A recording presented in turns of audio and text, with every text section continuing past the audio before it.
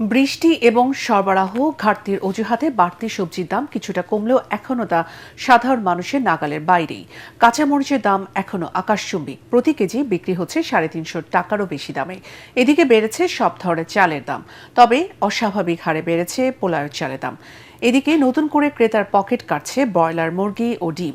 রাজধানী বাজার ঘুরে আরও জানাচ্ছেন সাজ্জাদ জাহান।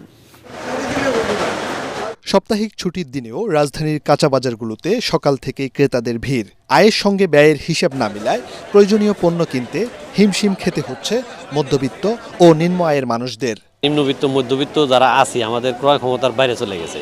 আবার কিছুদিন যাবত গ্যাসের সমস্যার কারণ দেখে পরিবহনের সমস্যা। গত ২ সপ্তাহের ব্যবধানে বাজারে কিছুটা কমেছে সবজির দাম, তবে এখনও তা সাধারণ মানুষের নাগালের বাইরে। কাঁচামরিচের ঝাল আরও বেড়েছে। মরিচগুলো অ্যাভেলেবলই আছে, কিন্তু তারা দিচ্ছে না। এর প্রোডাক্টরা তাদের সিন্ডিকেট।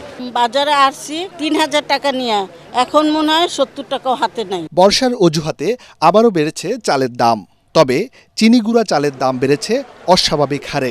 সরবরাহ ঘাটতি না, ফ্লোর চালটা দেশের বাইরে এক্সপোর্ট হচ্ছে, তার জন্য ফ্লোর চালের দামটা বেশি। এদিকে সপ্তাহের ব্যবধানে আরও বেড়েছে ব্রয়লার মুরগির দর, বেড়েছে ডিমের দামও। পানি হইতে পারে, বৃষ্টি হইতে পারে, তাদের তো আর এটা তো খরচ পারতেছে না, তাই না? এটা আসলে একটা সিন্ডিকেটের মতোই করে আর কি। স্বস্তি নেই মাছের বাজারেও।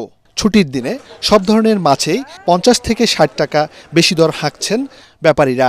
এই সরকার ভালো একটা পদক্ষেপ না নিতে পারে, তাহলে যারা আমরা আছি আসলে যে জীবন ধারণ করাটাই একটা অস্বাভাবিক হয়ে উঠবে। বাজার নিয়ন্ত্রণে সরকারের কঠোর নজরদারির দাবি জানান সাধারণ মানুষ।